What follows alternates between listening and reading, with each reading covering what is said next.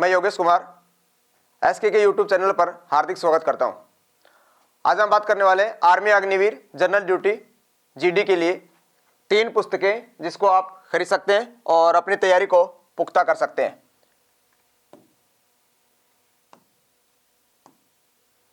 सबसे पहले यहां दिया गया है आर्मी अग्निवीर भारतीय थल सेना जनरल ड्यूटी, जिसके लिए आप इसके अंदर इस बुक में सामान्य विज्ञान, गणित, तर्क शक्ति, सामान्य ज्ञान के साथ साथ इन विषयों के जितने भी कठिन प्रश्न हैं वो इसमें सम्मिलित किए गए हैं, उनको आप यहां से समझ सकते हैं। तो उसके लिए आप इस बुक्स को ले सकते हैं। दूसरा, 50 पेपरों का एक सेट दिया गया है जिसको अग्निवीर भारतीय थल सेना जनरल ड्यूटी जीडी अभ्यास पेपर्स के नाम से लिखा गया है। इस पेपर सेट को आप खरीद सकते हैं, जिसके अंदर 50 पेपरों का एक सेट दिया गया है। पिछले जितने भी क्वेश्चन आए हुए हैं उनको इसमें सम्मिलित किया गया है, जिसके अंतर्गत चाहे वो सामान्य विज्ञान के हो, जीके के हो, या फिर रीजनिंग के हो, या फिर मैथ के हो, इन सभी क्वेश्चनों को आए हुए क्वेश्चनों को सम्मिलित किया गया है। तो उसके लिए भी आप अपनी तैयारी को और पुख्ता कर सकते हो। उसके लिए अभ्यास का 50 पेपरों का एक सेट खरीद सकते हो। जिसको स्पेशली विज्ञान से संबंधित अपने टॉपिक क्लियर करने हैं तो उसके लिए आप आर्मी सामान्य विज्ञान वस्तुनिष्ठ करके एक बुक दी गई है, तो इसको भी आप खरीद सकते हैं। और इसके अंतर्गत आपको तीनों पार्ट यानी भौतिक, रसायन और जीव विज्ञान, इन सभी के टॉपिक्स को यहां पर क्लियर किया गया है। तो आप यहां भी अपनी तैयारी को और पुख्ता कर सकते हो और अपन विज्ञान से संबंधित आपकी कमजोरी जो है उसको सुदृढ़ कर सकते हो। उसके लिए सामान्य विज्ञान करके वस्तुनिष्ठ बुक को खरीद सकते हो। तो आज हम बात करने वाले हैं एक महत्वपूर्ण टॉपिक, विज्ञान का एक महत्वपूर्ण टॉपिक है मैग्नेट, चुंबक। तो हम चुंबक के बारे में बात करने वाले हैं। चुंबक की एक रोचक कहानी है। कहा जाता है कि शुरुआत के अंतर्गत मैग्नीशिया के अंदर एक गडरिया होता था। वो अपनी भेड़ बकरियों को चराने के लिए हाथ के अंदर एक लकड़ी की छड़ी रखता था और उस लकड़ी की छड़ी के ऊपर एक लोहे से वायरिंग लपेट के रखता था, यानी कोटेड करके रखता था ताकि वो लकड़ी फटे ना। ऐसे उनका रोजाना का काम होता था। भेड़ बकरियों को कंट्रोल करने के लिए वो अपनी छड़ी का इस्तेमाल करता था। तो ऐसे ही एक बार ऐसा होता है कि एक पहाड़ी नुमा टीले पे वो पहुंचता है और वहां उस स्थान पे जैसे ही वो उस लकड़ी को वो नीचे रखता है और वो वापस उठाने का प्रयत्न करता है, तो वो लकड़ी से हटाने के लिए उसको कुछ एक्स्ट्रा बल लगाना पड़ता है। वो फिर से लगा के देखता है, फिर वही होता है। तीसरी बार लगा के देखता है तो भी वही होता है। तो वहां से ये कहा जाता है कि उस गडरिया के उस स्थान पे कुछ चीज को खोजने की वजह से वहां ये पता चला कि एक चुंबक की विशेषता थी जो चुंबक पदार्थ को अपनी ओर आकर्षित करता है। तो उसी गडरिया का नाम था मैग्नीज और उसी के नाम के ऊपर इसका नाम पड़ा मैग्नेट यानी कि चुंबक। तो हम चुंबक की पदार्थ की कुछ विशेषताओं के बारे में बात करेंगे। सबसे पहले हम चुंबक की विशेषता की अगर बात करें तो पदार्थ के गुणों के अनुसार चुंबक की मुख्यतः या 2 विशेषताएं होती है। या तो पदार्थ चुंबक की ओर आकर्षित होगा या फिर पदार्थ चुंबक से प्रतिकर्षित होगा। चुंबक की नेट परिभाषा होती है प्रतिकर्षण की। तो पदार्थों के गुणों के अनुसार 3 प्रकार के पदार्थ की कैटेगरी बनाई गई। नंबर 1, प्रतिचुंबकीय पदार्थ।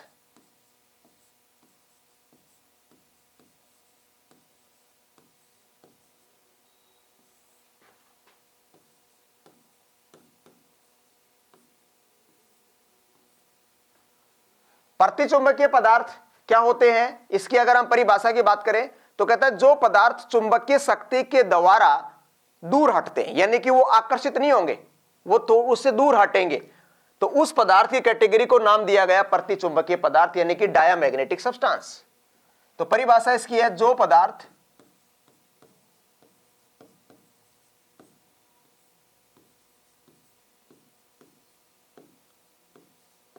चुंबकीय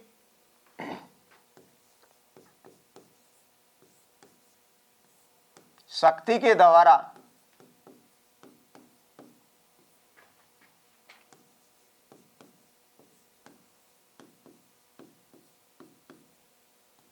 प्रतिकर्षित हो। जो पदार्थ चुंबकीय शक्ति के द्वारा से दूर हटेगा, प्रतिकर्षित होगा, उस पदार्थ को क्या नाम देंगे? प्रतिचुंबकीय पदार्थ। अगर इसके उदाहरण की बात करें जो इस कैटेगरी के अंतर्गत पदार्थ आते हैं तो मुख्य तौर पे हम बात करते हैं सोना, गोल्ड। और सोने का गोल्ड का सिंबल क्या है? AU। चांदी,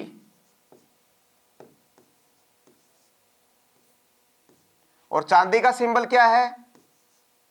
AG। व तांबा, और तांबे का सिंबल क्या है? CU।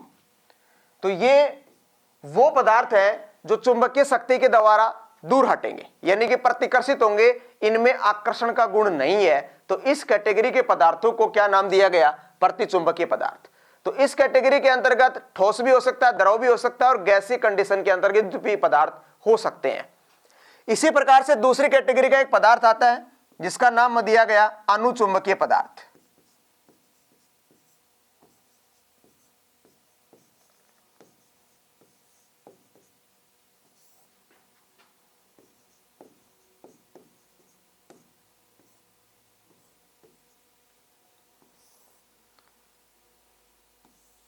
अनुचुंबकीय पदार्थ। अनुचुंबकीय पदार्थ क्या होते हैं? वो पदार्थ जो चुंबकीय शक्ति के माध्यम से क्या होंगे? आकर्षित होंगे।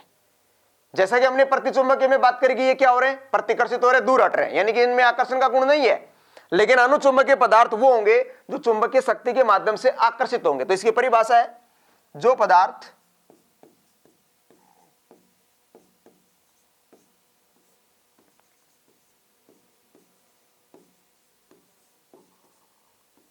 चुंबकीय शक्ति के द्वारा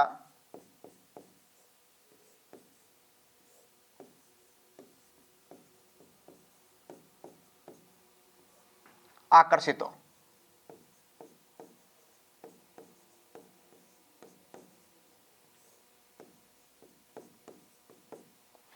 यानी जिस पदार्थ के अंदर आकर्षण का गुण होगा वो पदार्थ क्या कहलाएगा? उस पदार्थ को बोलेंगे अनुचुंबकीय, यानी कि पैरामैग्नेटिक सब्सटेंस। एग्जाम्पल की इसकी बात करूं, जो पदार्थ अनुचुंबकीय की कैटेगरी में आएंगे, एल्यूमिनियम,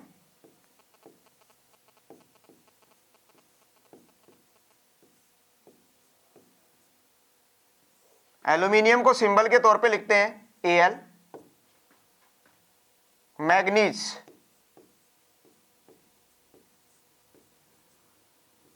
मैग्नीज को सिंबल के तौर पे लिखते हैं Mn।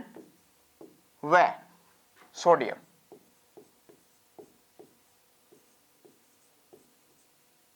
और सोडियम को सिंबल के तौर पे लिखेंगे Na। ये वो पदार्थ हैं जिनके अंदर आकर्षण का गुण होता है। तो यहां हमने शुरुआती दो पदार्थों की कैटेगरी की बात करी। पहला हमने बात करी प्रतिचुंबकीय पदार्थ, वो पदार्थ होंगे जो चुंबकीय शक्ति के द्वारा दूर हटेंगे, प्रतिकर्षण का गुण होगा, उस पदार्थों को हम बोलेंगे डायमैग्नेटिक सब्सटेंस, प्रतिचुंबकीय पदार्थ। विशेषता के तौर पे हमने एग्जांपल की बात करी सोना, चांदी और तांबा।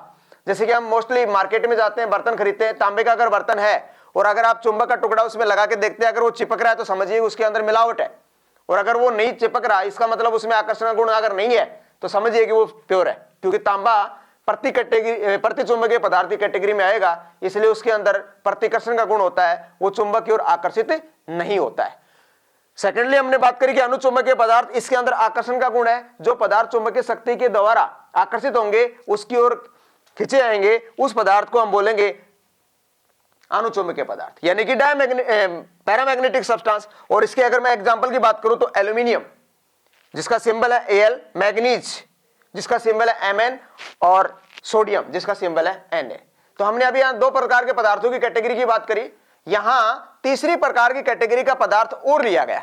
हमने विशेषता तो हमने दो ही बताई थी कि चुंबक की दो ही विशेषता, या तो पदार्थ को अपनी ओर आकर्षित करेगा या फिर प्रतिकर्षित करेगा, लेकिन तीसरी एक विशेषता और बनाएगी पदार्थों के गुणों के अनुसार। उस विशेषता की अगर हम बात करें, हम अपने YouTube चैनल पर आर्मी अग्निवीर के कुछ टॉपिक्स को पूर्ण पढ़ाएंगे। जो विषय हम YouTube में पढ़ाएंगे उन विषयों से अग्निवीर में जो भी प्रश्न पूछा जाएगा, अगर आपको वीडियो को ध्यान से सुनोगे तो उसका हल कर पाओगे, परंतु संपूर्ण syllabus and exam oriented question जो आपकी अग्निवीर भर्ती परीक्षा में पूछे जाएंगे उनको हम हमारे ऑफलाइन सेंटर में विस्तार से पढ़ाएंगे।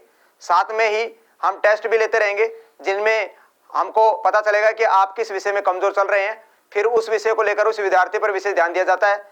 हम परीक्षा से पहले विद्यार्थियों को नोट्स भी देंगे जिनसे परीक्षा में सवाल आते हैं।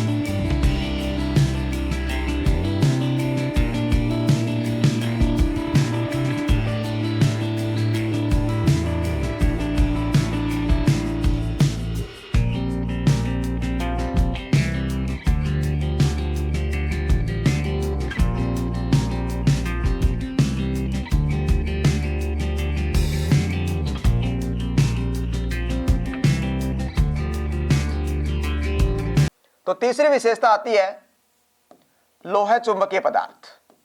उस पदार्थ की कैटेगरी का नाम है लोह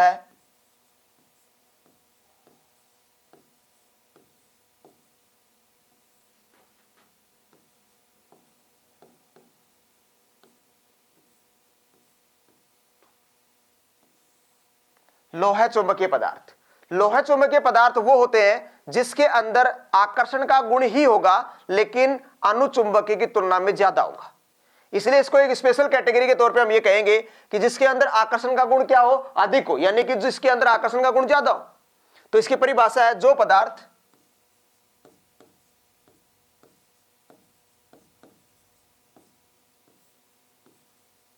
चुंबकीय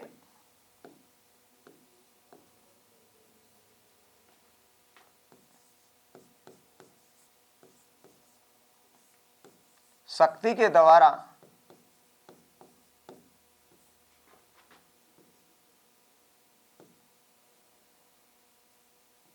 सर्वाधिक आकर्षित हो। यहां एक वर्ड जुड़ गया, सर्वाधिक। सर्वाधिक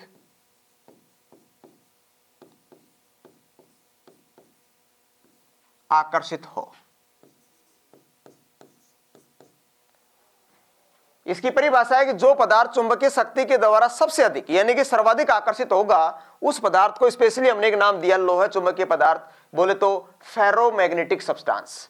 इसके अगर मैं उदाहरण की बात करूं जो इस कैटेगरी के अंतर्गत पदार्थ आएंगे जिसको हम लोह चुंबकीय पदार्थ कहेंगे, उसके अंतर्गत आता है लोहा, आयरन, इसका सिंबल है Fe, कोबाल्ट,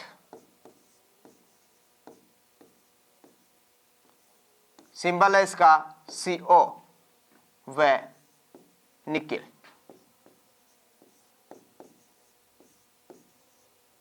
और इसका सिंबल है Ni। एक विशेषता इसकी यह भी है कि हमने बात करी कि प्रतिचुंबकीय पदार्थ ठोस भी हो सकता है, द्रव भी हो सकता है और गैस भी हो सकता है। हमने बात करी कि अनुचुंबकीय पदार्थ भी ठोस भी हो सकता है, द्रव भी हो सकता है और गैस भी हो सकता है। लेकिन इस कैटेगरी का पदार्थ की यह विशेषता है लोह चुंबकीय पदार्थ की, यह केवल और केवल ठोस रूप में होगा, ना द्रव रूप में होगा ना गैस रूप में होगा। तो उस कैटेगरी के पदार्थों की बात करूं तो यहां लोहा, कोबाल्ट और निकेल, ये तीन वो पदार्थ हैं जिनमें आकर्षण का गुण बाकी पदार्थों की तुलना में क्या है, सबसे अधिक है। इसलिए इनको हमने एक स्पेशल कैटेगरी के तौर पे नाम दिया और वो क्या कहा, लोह चुंबकीय पदार्थ, फेरोमैग्नेटिक सब्सटेंस। तो ये तीन प्रकार के पदार्थों की विशेषता आती है जिसके अंतर्गत मैग्नेट किसी पदार्थ को अपनी ओर या तो आकर्षित करता है या फिर प्रतिकर्षित करता है। अब हम उसकी कुछ प्रॉपर्टी जानते हैं। अगर इसी प्रॉपर्टी की को मैं बात करूं कि लोह चुंबकीय पदार्थ भी आकर्षित करने वाला पदार्थ है और अनुचुंबकीय पदार्थ भी आकर्षित करने वाला पदार्थ है, तो इसके ऊपर एक क्वेश्चन बनता है, वह कौन सा पदार्थ है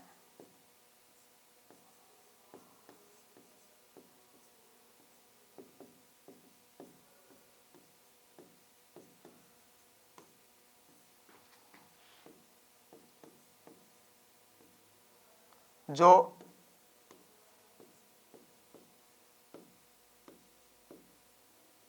चुंबकीय शक्ति के द्वारा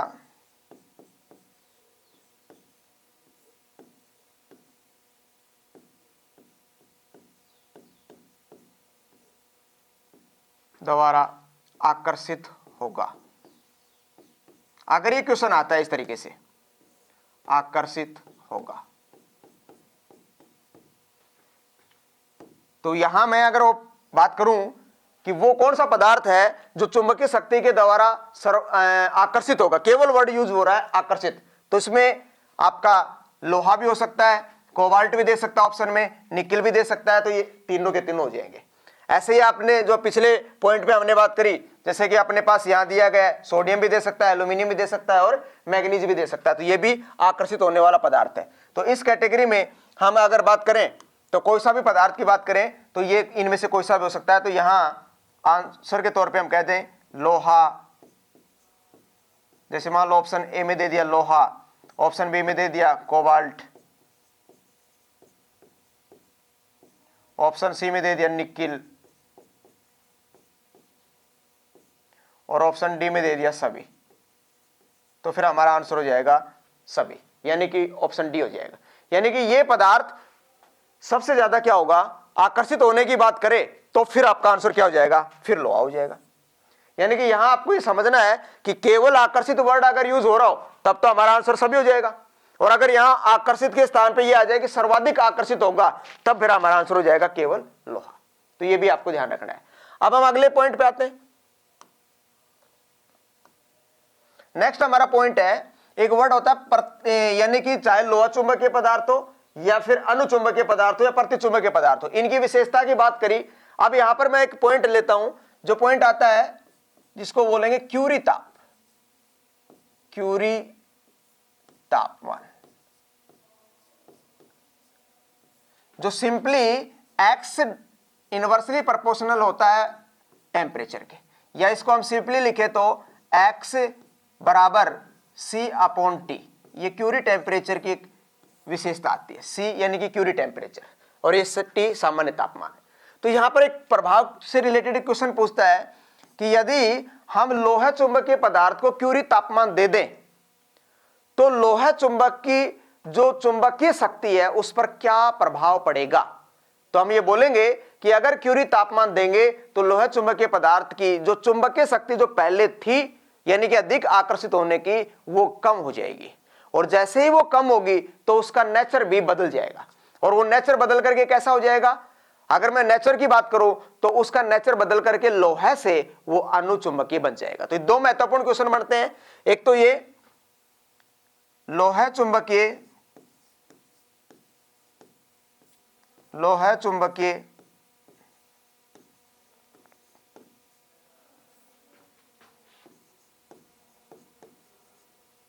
पदार्थों को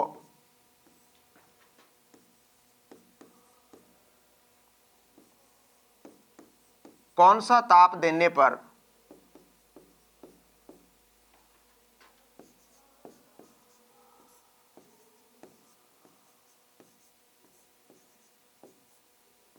लोहा चुंबकीय पदार्थों को कौन सा ताप देने पर अनुचुंबकीय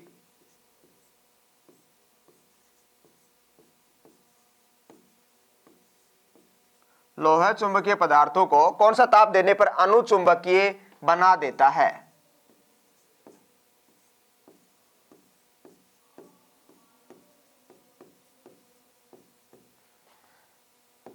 तो वो जो तापमान है वो क्या कहलाएगा, उसे बोलेंगे क्यूरी ताप, क्यूरी ताप। तो आंसर हो जाएगा क्यूरी ताप। अब क्यूरी ताप कितना, तो अगर मैं यहां पर बात करूं लोहे का क्यूरी ताप जो लगभग लेते हैं 770 डिग्री सेल्सियस, कोबाल्ट का क्यूरी ताप जो लगभग लेते हैं 1057 से लेके 1065 के लगभग लेते हैं, और निकिल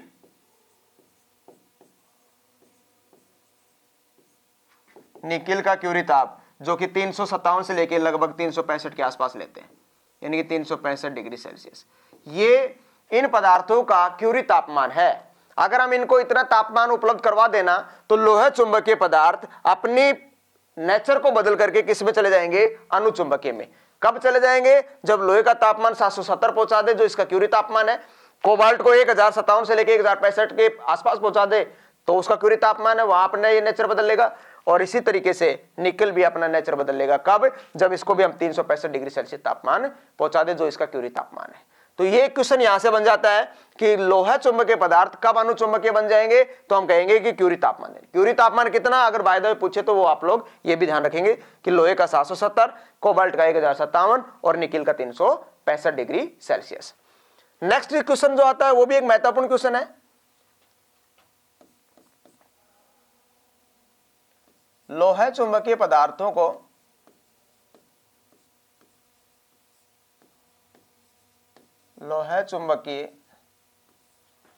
पदार्थों को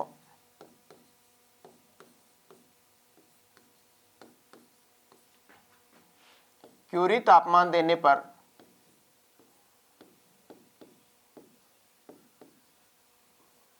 लोह चुंबकीय पदार्थों को क्यूरी तापमान देने पर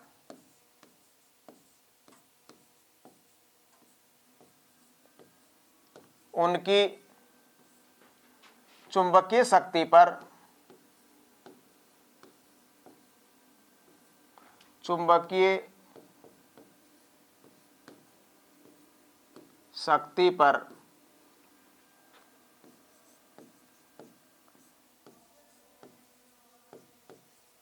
क्या प्रभाव पड़ेगा। अगर ये क्वेश्चन आता है कि यदि लोह चुंबकीय पदार्थों को क्यूरी ताप देंगे तो उनकी चुंबकीय शक्ति पर क्या प्रभाव पड़ेगा, तो ये भी एक महत्वपूर्ण क्वेश्चन है। तो हमारा आंसर क्या हो जाएगा, क्यूरी तापमान देंगे तो चुंबकीय शक्ति कम हो जाएगी यानी कि घटेगी। तो ये भी आपको ध्यान रखना है। तो दो मैंने यहां पर महत्वपूर्ण क्वेश्चन बताए कि पहला तो ये कि क्यूरी तापमान देने पर लोह चुंबकीय अपना नेचर कौन सा बदल लेंगे, अनुचुंबकीय बन जाएंगे, यानी फेरोमैग्नेटिक से पैरामैग्नेटिक में चले जाएंगे। और क्यूरी तापमान देने पर उनकी चुंबकीय शक्ति पर क्या असर हुआ, घटा, तभी तो अपना नेचर बदल लिया। तो इसलिए चुंबक की विशेषता के तौर पे ये दोनों ही महत्वपूर्ण क्वेश्चन आते हैं। अगले हम चुंबक की विशेषता की बात करते हैं। हमारे पास एक बार मैग्नेट है, ये बार मैग्नेट है। इस बार मैग्नेट के हमेशा दो पोल रहेंगे। कितने पोल रहेंगे, दो। कौन कौन से रहेंगे, एक पोल को नाम दे देते हैं एन और दूसरा पोल रहेगा साउथ। ये हमेशा दो ही रहेंगे। अब ये लिखने का मैंने पार्ट लिखा है कि भाई ऊपर एन लिखा है नीचे एस, ऐसा कुछ नहीं है। निचला एस भी एन भी हो सकता है, ऊपला एस हो सकता है, लेकिन हमेशा रहेंगे दो ही सिरे, एन और एस। इसकी पहली एक प्रॉपर्टी ये है कि अगर हम इस चुंबक को कट कर दे ऐसे, तो हमारे पास यहां ये जो चुंबक के पार्ट बन जाएंगे। तो कहता है क्या इनके एन और एस ध्रुव अलग हो जाएंगे। तो हमारी पहली एक प्रॉपर्टी ये कहती है कि चुंबक के टुकड़े हम मर्जी कितने भी कर लें, 3 कर लें, 4 कर लें, 5 कर लें, लेकिन किसी भी हालत में इसके दो ध्रुव हैं यानी एन और एस, इनके पोल्स को हम किसी भी कंडीशन में एक दूसरे से अलग नहीं कर सकते। तो ये आपको समझना है। अगर क्वेश्चन आता है कि क्या चुंबकीय ध्रुवों को टुकड़े करने पर अलग किया जा सकता है, तो हमारा आंसर हो जाएगा नहीं किया जा सकता, इनको अलग नहीं कर सकते, पहली प्रॉपर्टी। दूसरी प्रॉपर्टी, इस कंडीशन में इसकी जो चुंबकीय शक्ति है वो पहले की जितनी ही कार्य करती रहेगी, यानी कि उतनी ही लगेगी जितनी पहले लग रही थी। लेकिन अगर हम चुंबक को इस तरीके से कट कर दें, ये हमारे पास बार मैग्नेट था जिसके दो पोल्स थे एन और एस। अब की बार मैंने इसको बीचों बीच इस तरीके से कट कर दिया, इस तरीके से परपेंडिकुलरली यानी कि लंबवत मैंने बीचों बीच इसको कट कर दिया। तो यहां दो मैग्नेट बन गए, एक मैग्नेट ये बन गया, एक मैग्नेट ये बन गया। तो कहता है कि क्या यहां भी दोनों ध्रुव को अलग किया जा सकता है, तो हम कहेंगे कि यहां भी किसी भी हालत में एक दूसरे से अलग नहीं होंगे, परंतु इसकी जो चुंबकीय शक्ति है वो पहले की तुलना में कितनी हो गई, आधी हो गई। यहां महत्वपूर्ण एक क्वेश्चन बन गया कि यदि किसी छड़ चुंबक को लंबवत बीचों बीच यदि काट दिया जाए तो इसकी चुंबकीय शक्ति पर क्या प्रभाव पड़ेगा। तो हमारा आंसर होगा कि इसकी चुंबकीय शक्ति पहले की तुलना में कितनी हो जाएगी, आधी हो जाएगी। तीसरी एक महत्वपूर्ण प्रॉपर्टी आती है, हमारे पास एक मैग्नेट है जिसके दो पोल है एन और एस।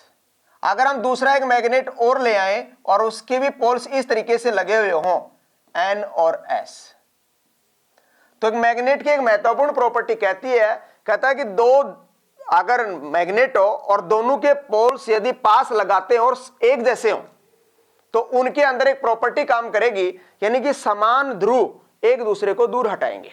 तो उस प्रॉपर्टी को क्या बोलेंगे, तो यहां हम कह सकते हैं एक समान ध्रुव को पास लाने पर एक समान का मतलब है उत्तरी ध्रुव के पास उत्तरी ध्रुव आ गया और दक्षिणी ध्रुव के पास दक्षिणी ध्रुव आ गया, यानी कि समान ध्रुव एक दूसरे के जब पास आएंगे तो प्रॉपर्टी क्या कहलाएगी, एक समान ध्रुव को पास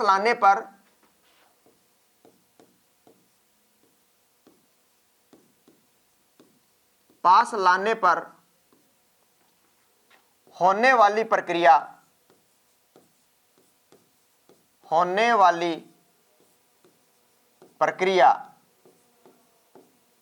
प्रतिकर्षण की होगी, प्रतिकर्षण की होगी।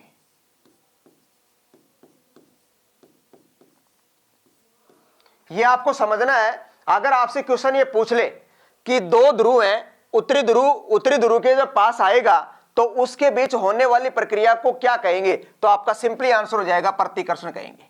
यानी कि वो क्या करेगा, एक दूसरे को दूर हटाएगा, यानी समान ध्रुव एक दूसरे को दूर हटाते हैं, तो उस प्रोसेस का नाम हो गया प्रतिकर्षण।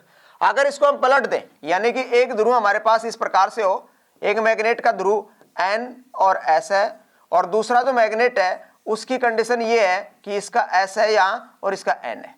यानी अब की बार दो मैग्नेट के जो ध्रुव है वो एक दूसरे के पास जब आए तो वो एक जैसे नहीं है, एक ध्रुव N है तो दूसरे का S है, यानी कि अब की बार अलग अलग है। तो अलग अलग ध्रुव के मध्य होने वाली प्रक्रिया वो क्या कहलाएगी, तो उसे बोलेंगे आकर्षण। तो अगला एक पॉइंट बन गया, अलग अलग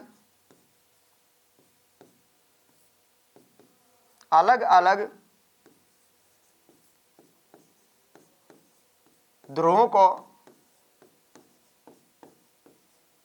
पास लाने पर अलग अलग ध्रुवों को पास लाने पर होने वाली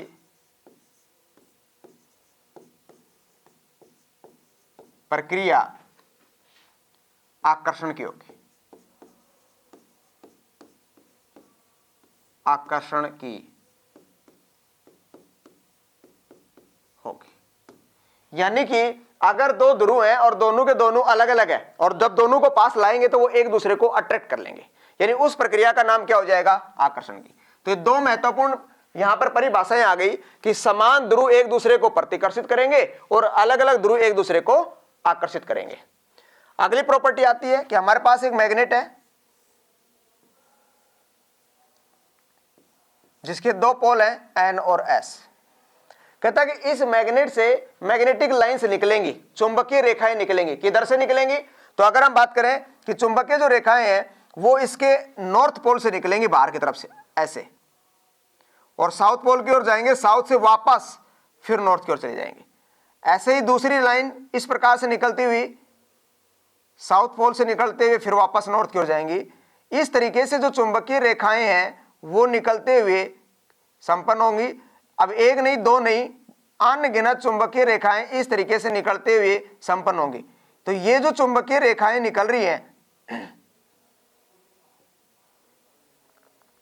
इनके निकलने का जो पॉइंट है वो किधर से है, तो हम बोलेंगे उत्तरी सिरे से निकली है और दक्षिणी सिरे की ओर गई है। अंदर से फिर वापस दक्षिण से निकली है और उत्तर की ओर गई है। तो यहां पर हमारे सामने क्वेश्चन क्या बन गया, अगर क्वेश्चन आता है कि चुंबकीय रेखाएं किधर से निकलती है, तो बाहर आएंगे तो सीधी सी बात हो गई कि कौन किधर से निकलेंगी, उत्तर से निकलेंगे। लेकिन अगर हमसे क्वेश्चन स्पेशली ये पूछ ले कि चुंबक के अंदर से बताओ किधर से निकलेंगी, तो फिर बताएंगे दक्षिण से निकल करके नॉर्थ की ओर जाएंगे। तो यहां अगर हमारे सामने क्वेश्चन इस तरीके से आता है, चुंबकीय रेखाएं निकलती है, चुंबकीय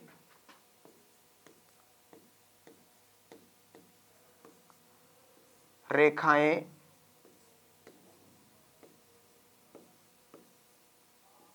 निकलती हैं।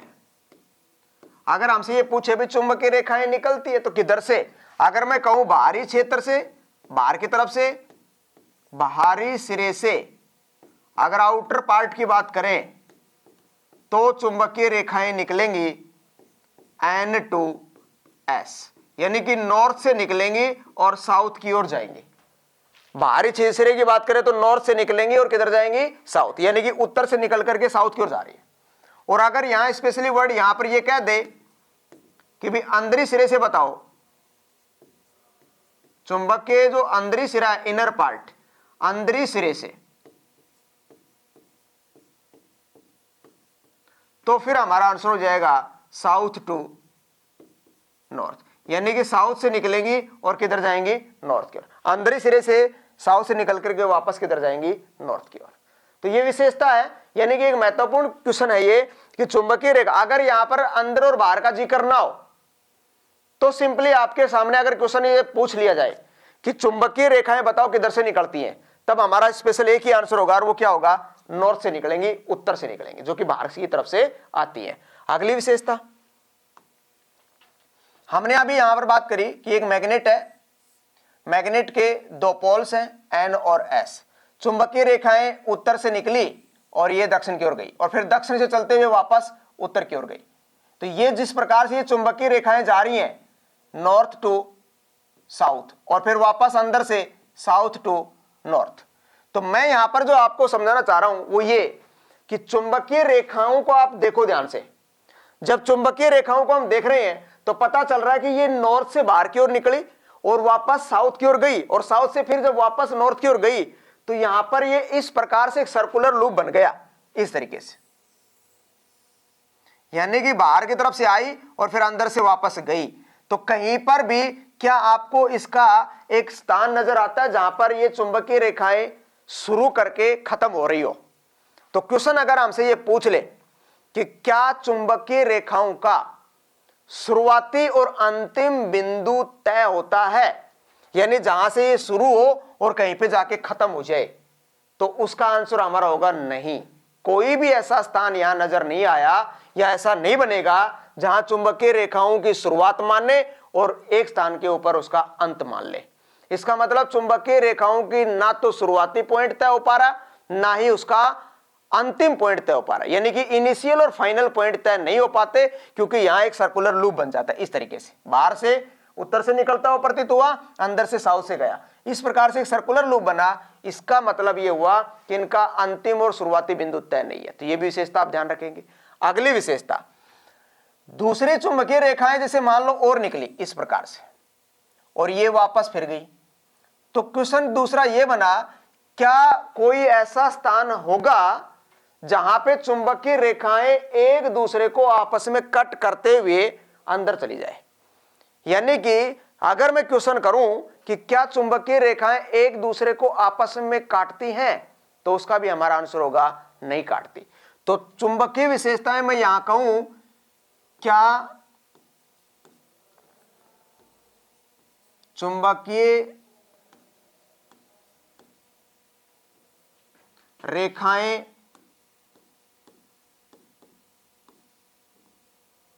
एक दूसरे को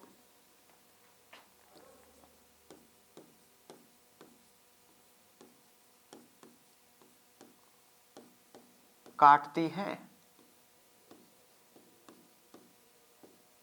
क्या चुंबकीय रेखाएं एक दूसरे को काटती है? तो हमारा आंसर हो जाएगा नहीं काटती, कहीं भी नहीं काटेंगी, नहीं। दूसरी मैंने क्वेश्चन ये किया, क्या चुंबकीय रेखाओं का शुरुआती और अंतिम बिंदु तय होता है? तो उसका भी आंसर होगा नहीं। क्या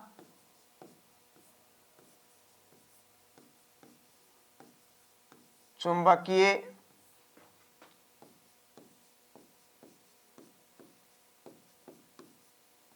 रेखाओं का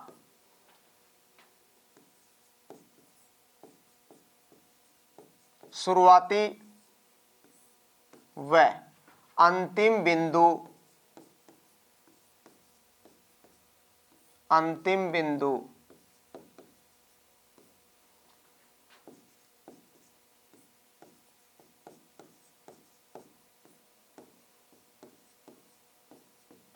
क्या चुंबकीय रेखाओं का शुरुआती व अंतिम बिंदु तय होता है? तो इसका भी हमारा आंसर हो जाएगा नहीं,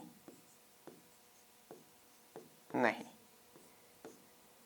यानी कि चुंबकीय रेखाएं ना तो एक दूसरे को आपस में कहीं पे इंटरसेक्ट करेंगी और ना उनका कहीं पर भी एक शुरुआत और अंतिम बिंदु तय हो पाएगा।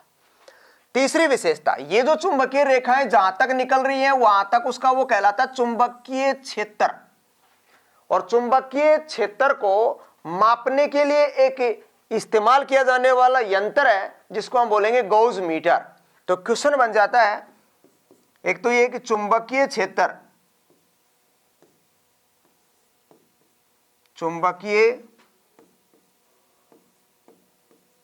क्षेत्र को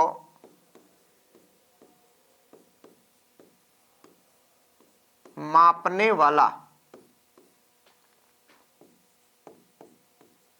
यंत्र, तो उस यंत्र का नाम हो जाएगा गॉस मीटर।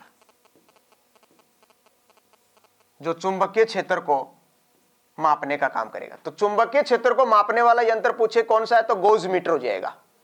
इसी में एक रिलेशन आता है गोज और टेस्ला का, जो चुंबकीय क्षेत्र की इकाई है कि 1 टेस्ला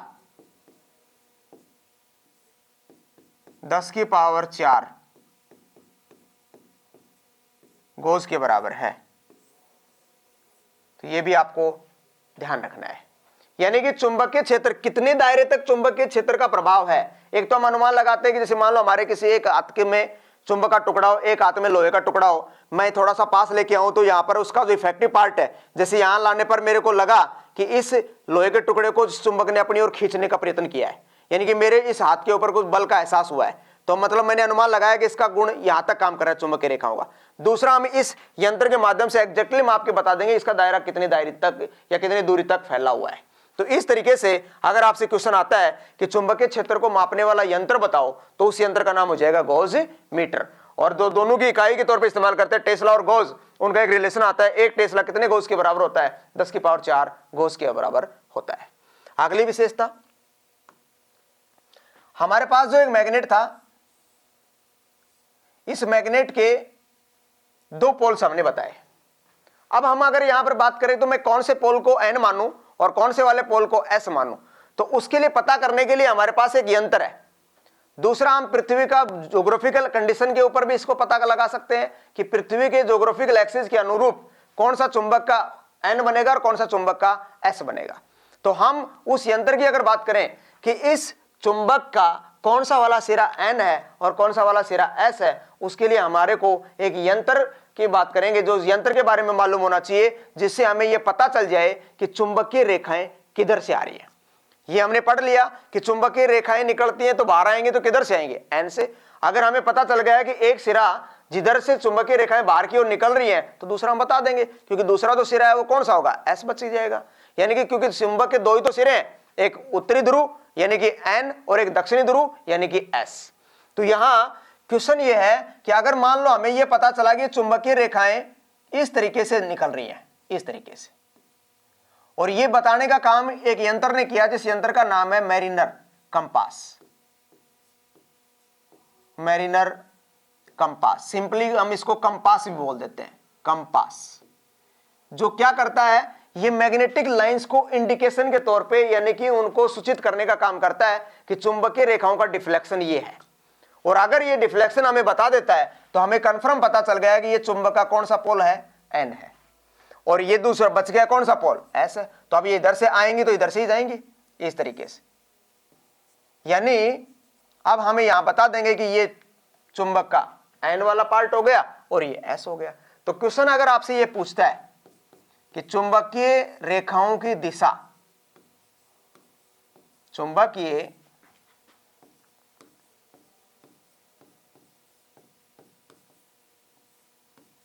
रेखाओं की दिशा को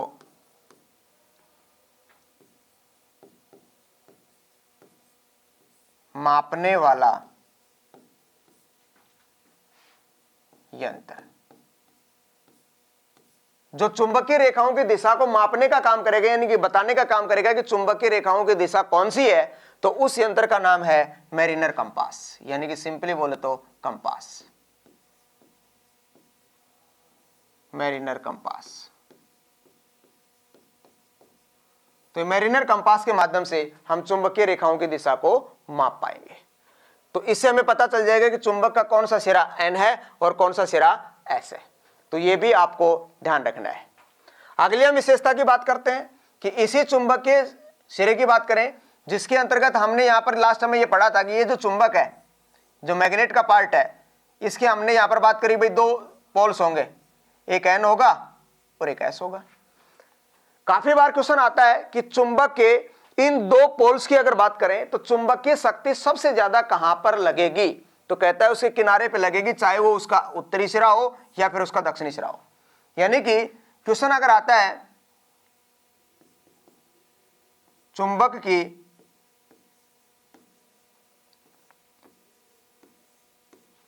की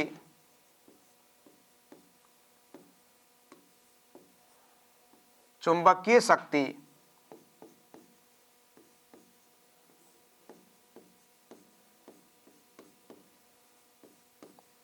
सर्वाधिक कहां पर लगेगी?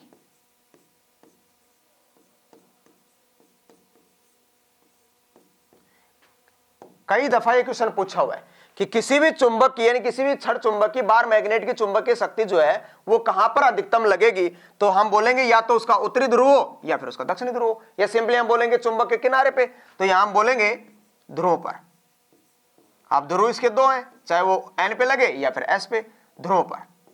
तो चुंबकीय शक्ति सबसे ज्यादा लगेगी ध्रुव पर, या आप ऐसे भी दे सकते हैं ऑप्शन में किनारों पर।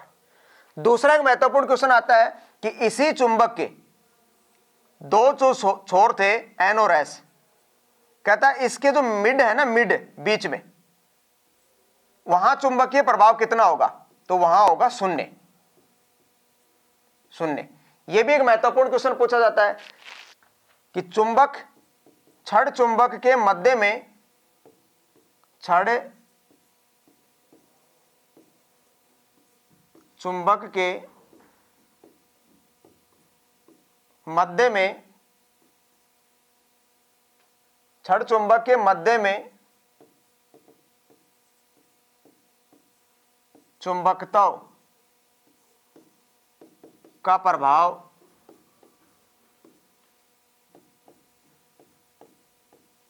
कितना होगा।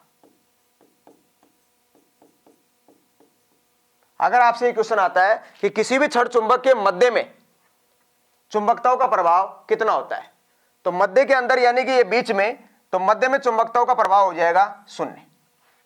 तो ये भी आपको ध्यान रखना है।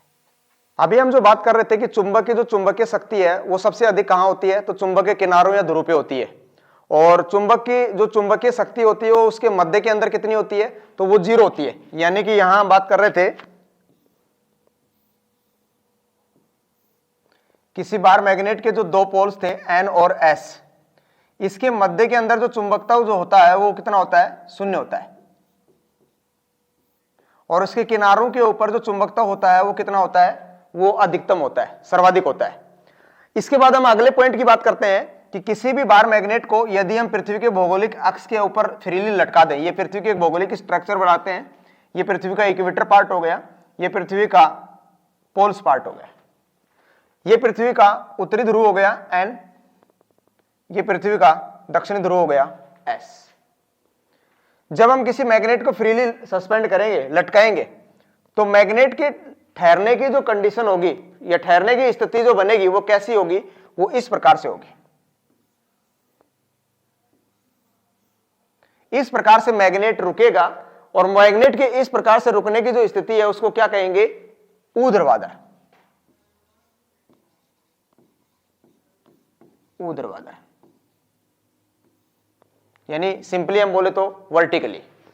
इस प्रकार से हम ये कह सकते हैं कि पृथ्वी के उत्तरी ध्रुव के पास चुंबक का कौन सा सिरा होगा या कौन सा छोर होगा, तो वो छोर होगा एस। और पृथ्वी के जो दक्षिणी ध्रुव है यानी कि एस, इसके पास चुंबक का कौन सा सिरा होगा, तो वो होगा एन, उत्तरी सिरा। इस प्रकार से चुंबक फ्रीली अवस्था के अंदर फ्रीली सस्पेंड करेंगे तो इस प्रकार से रुकेगा। तो एक महत्वपूर्ण क्वेश्चन ये बन गया कि यदि किसी छड़ चुंबक को स्वतंत्रता पूर्वक लटकाया जाए तो उसके ठहरने की जो कंडीशन है वो क्या होगी, तो वो आंसर होगा ऊर्ध्वाधर यानी कि वर्टिकल, इस तरीके से होगी। इस प्रकार से हम ये कह सकते हैं कि यहां पृथ्वी के उत्तरी ध्रुव की ओर चुंबक का कौन सा सिरा होगा, तो वो एस होगा यानी कि दक्षिणी, और पृथ्वी के दक्षिणी छोर की ओर चुंबक का कौन सा सिरा होगा, तो वो होगा उत्तरी यानी कि एन। दूसरा एक महत्वपूर्ण क्वेश्चन बनता है कि इसके अगर मैं इक्विलेटरल एक मेरिडियन लाइन ड्रॉ करता हूं,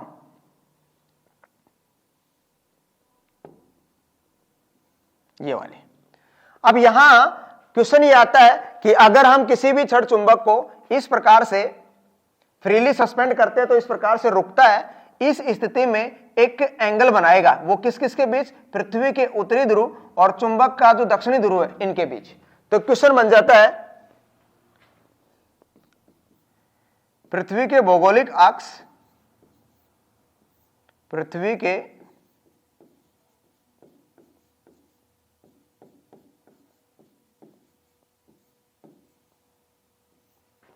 भौगोलिक अक्ष व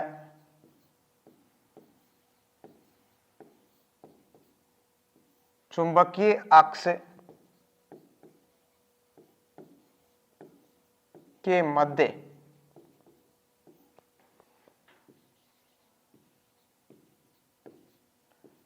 बनने वाला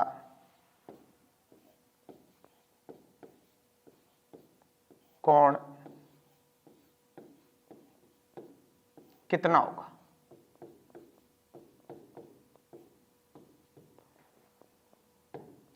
अगर ये क्वेश्चन इस प्रकार से पूछा जाता है कि पृथ्वी का जो भौगोलिक अक्ष है कौन सा? उत्तरी ध्रुव, और चुंबक का जो भौगोलिक छोर है कौन सा? दक्षिणी ध्रुव, इन दोनों के बीच जो एंगल बनेगा वो कितने डिग्री का बनेगा? तो वो लमसम यानी कि लगभग बनेगा 17 डिग्री का, लगभग 17 डिग्री। तो वो लगभग कितने डिग्री का बनेगा? 17 डिग्री का। नेक्स्ट जो महत्वपूर्ण क्वेश्चन आता है कि इसी पृथ्वी के भौगोलिक छोर के अंतर्गत जब हम इस प्रकार से इनके दो छोर को मिलाने वाली लाइन की बात करते हैं, ये वाली जो चुंबक के दो छोर को आपस में मिलाती है, और ये वाली जो इक्विलेटरल लाइन है जो कि पृथ्वी के उत्तरी और यहां जो इक्वेटर पार्ट वाले भाग से बीचों बीच से गुजरती है, इनके मध्य जो बनने वाला कोण होता है उसे हम नमन कोण बोलते हैं। तो ध्रुव के ऊपर जो बनने वाला नमन कोण होगा वो कितना होगा? तो अगला एक महत्वपूर्ण क्वेश्चन ये भी आ जाता है, ध्रुवों पर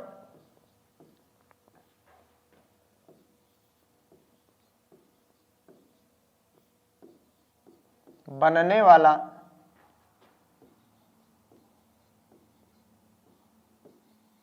नमन कोण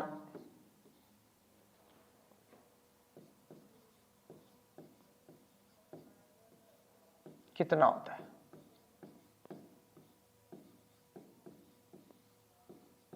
तो ध्रुव पे ऊपर जो नमन कोण बनेगा यहां पे, तो वो नमन कोण कितने डिग्री का बनेगा? तो वो बनेगा 90 डिग्री का, 90 डिग्री। तो इसका आंसर हो जाएगा 90 डिग्री। तीसरा एक महत्वपूर्ण क्वेश्चन आता है कि यहां पे इक्वेटर पे यानी कि विषुवत के ऊपर। तो अगला एक महत्वपूर्ण क्वेश्चन ये भी आ जाता है, विषुवत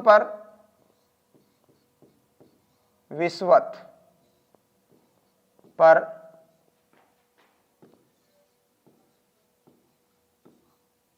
बनने वाला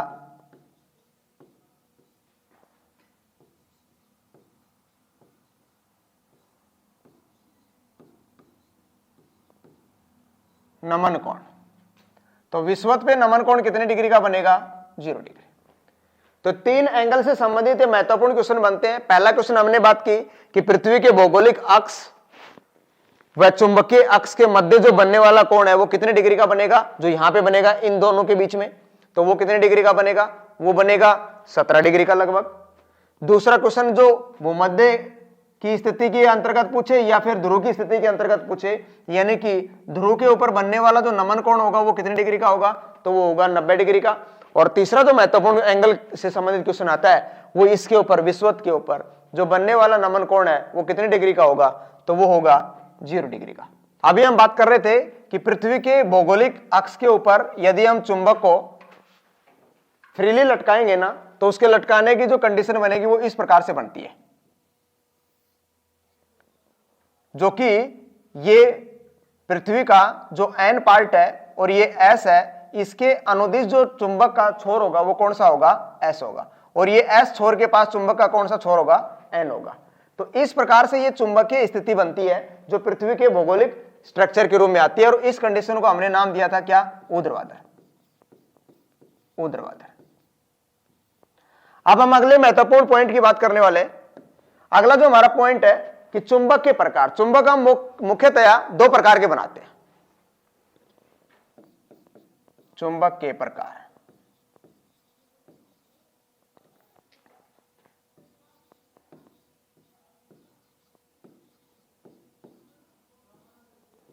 चुंबक के प्रकार। चुंबक के हम मुख्यतः 2 प्रकार लेंगे। पहला अस्थायी,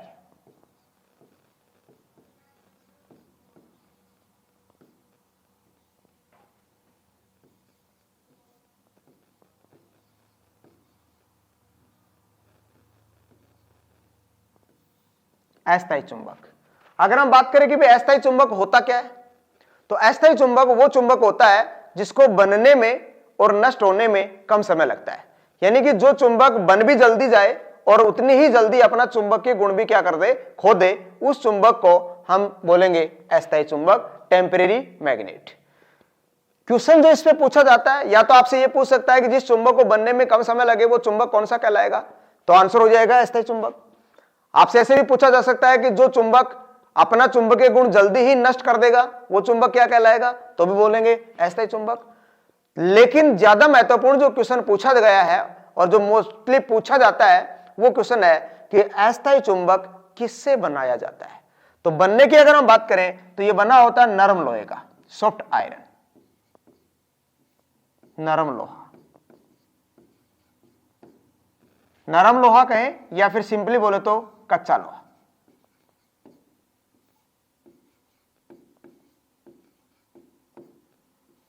कच्चा लोहा।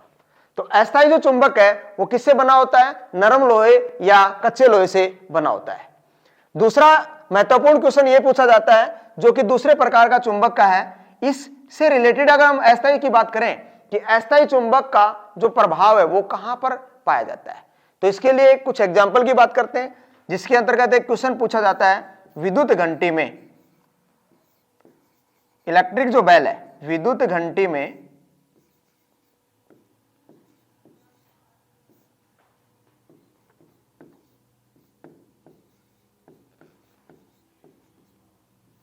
कौन सा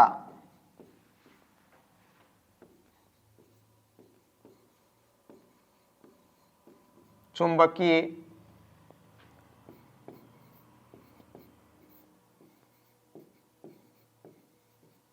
गुण उत्पन्न होता है। काफी बार पूछा गया क्वेश्चन है कि विद्युत घंटे में उत्पन्न होने वाला चुंबकीय गुण कौन सा होगा, तो उसका आंसर क्या हो जाएगा, टेम्परेरी होगा, यानी कि अस्थायी चुंबक होगा, अस्थायी चुंबक होगा। यानी विद्युत घंटी में जो चुंबकीय गुण उत्पन्न होगा वो टेम्परेरी होगा, कुछ क्षणों के लिए उत्पन्न होता है। तो इस एग्जाम्पल को भी आप ध्यान में रखेंगे। नेक्स्ट एक महत्वपूर्ण जो टाइप आती है चुंबक की, उसकी अगर हम बात करते हैं तो सेकंड टाइप का जो चुंबक लेंगे वो है स्थायी चुंबक। स्थायी चुंबक यानी कि परमानेंट मैग्नेट, स्थायी चुंबक। जैसा कि इसका नाम लिखा हुआ है वैसे इसकी एक परिभाषा आती है कि वो चुंबक जिसको बनने में और नष्ट होने में अधिक समय लगता है उस चुंबक को क्या बोलेंगे, स्थायी चुंबक बोलेंगे। यानी कि ये अपने चुंबकीय गुण को जल्दी से नष्ट नहीं करता, इसलिए इस चुंबक का नाम रखा स्थायी चुंबक, परमानेंट मैग्नेट। बात करें तो कि इस चुंबक को किससे बनाया जाता है, तो इस चुंबक को बनाने में स्टील या सिंपली बोले तो इस्पात का उपयोग किया जाता है। स्टील या सिंपली बोले तो इस्पात। कई बार इसके स्थान पे एक मिश्र रूप में नाम दे देता है जिसको बोलेंगे एल्निको, मिश्र धातु से बना होता है, एल्निको।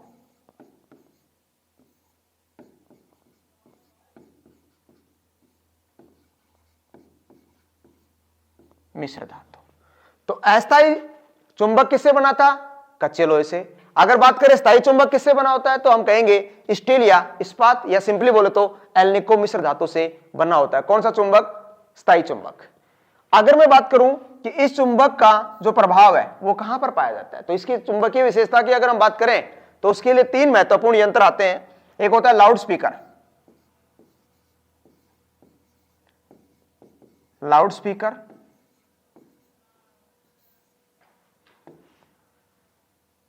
दिक् सूचक यंत्र,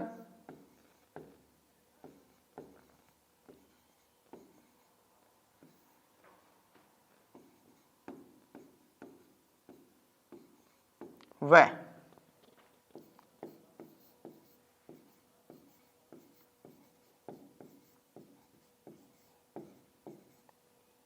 गैल्वेनोमीटर में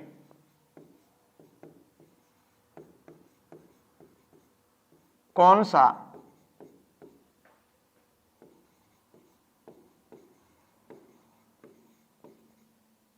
चुंबकीय गुण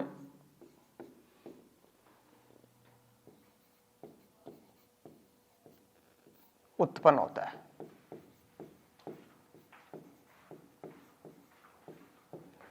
अगर आपसे क्वेश्चन ये आता है कि इसमें लाउड स्पीकर के अंतर्गत दिक्सूचक यंत्र में या फिर गैल्वेनोमीटर में उत्पन्न होने वाला जो चुंबकीय गुण है वो कौन सा होगा, तो उस चुंबकीय गुण की बात करें तो वो कौन सा चुंबकीय गुण होगा, स्थायी चुंबक होगा, परमानेंट मैग्नेट, स्थायी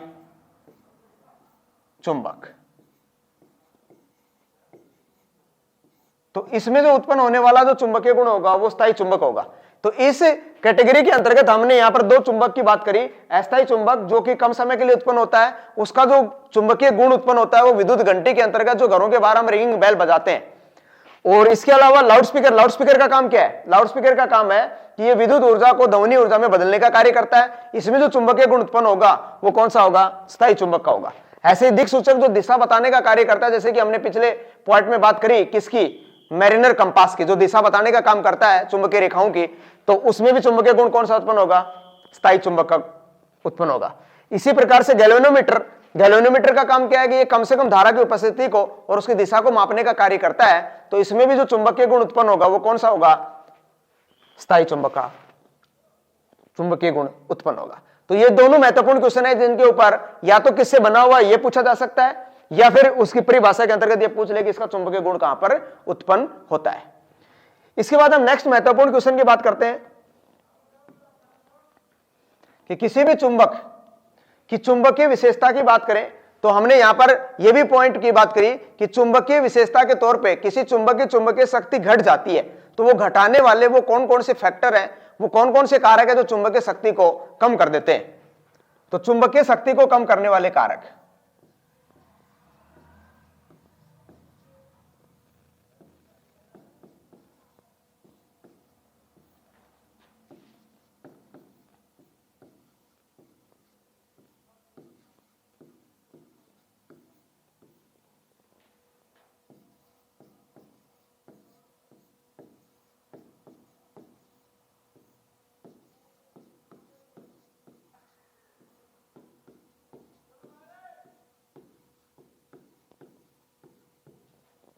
चुंबकीय शक्ति को कम करने वाले कारक कौन से हैं। अगर ये क्वेश्चन आता है तो इसके लिए तीन महत्वपूर्ण फैक्टर हैं जो चुंबकीय शक्ति को घटाने का कार्य करते हैं, जिसमें से पहला महत्वपूर्ण कारक आता है ताप के बढ़ने पर, ताप के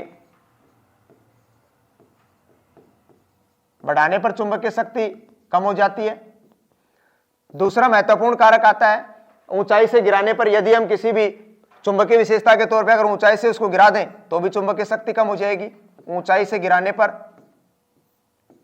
ऊंचाई से गिराने पर चुंबकीय शक्ति कम हो जाएगी। और तीसरा महत्वपूर्ण पॉइंट आता है हथौड़े से लगातार प्रहार करने पर, यानी कि हथौड़े से लगातार पीटने पर, लगातार पीटने पर। तो ये तीन महत्वपूर्ण पॉइंट है जिसके माध्यम से चुंबकीय शक्ति क्या हो जाती है, घट जाती है। तो चुंबकीय शक्ति को कम करने वाले अगर कारक पूछता है तो इसमें तीन फैक्टर हैं। तापमान, जैसे कि हमने लास्ट में भी बात करी, क्यूरी तापमान देंगे तो चुंबकीय शक्ति कम हो जाती है। इसी प्रकार से अगर ऊंचाई से गिराएंगे तो भी चुंबकीय शक्ति कम हो जाती है। और हथौड़े से अगर लगातार हैमर के माध्यम से हम लगातार पीटेंगे तो भी चुंबकीय शक्ति कम हो जाती है। तो ये थे महत्वपूर्ण टॉपिक से रिलेटेड क्वेश्चंस। अब हम इस एस के एग्जाम के लिए या आप एस के बुक्स की सभी जो बुक्स हैं वो शॉप्स पर और ऑनलाइन भी अवेलेबल हैं। अगर आप ऑनलाइन लेना चाहते हैं तो उसका लिंक डिस्क्रिप्शन बॉक्स में अवेलेबल है। इस चैनल पर हम इस आर्मी भर्ती संबंधित और सभी भर्तियों से संबंधित इंपॉर्टेंट जानकारी और स्टडी मटेरियल भी उपलब्ध कराते रहेंगे। तो इस वीडियो को लाइक कीजिए, चैनल को सब्सक्राइब कीजिए और अपने दोस्तों के साथ शेयर भी कीजिए। मिलते हैं अगले वीडियो में। जय हिंद।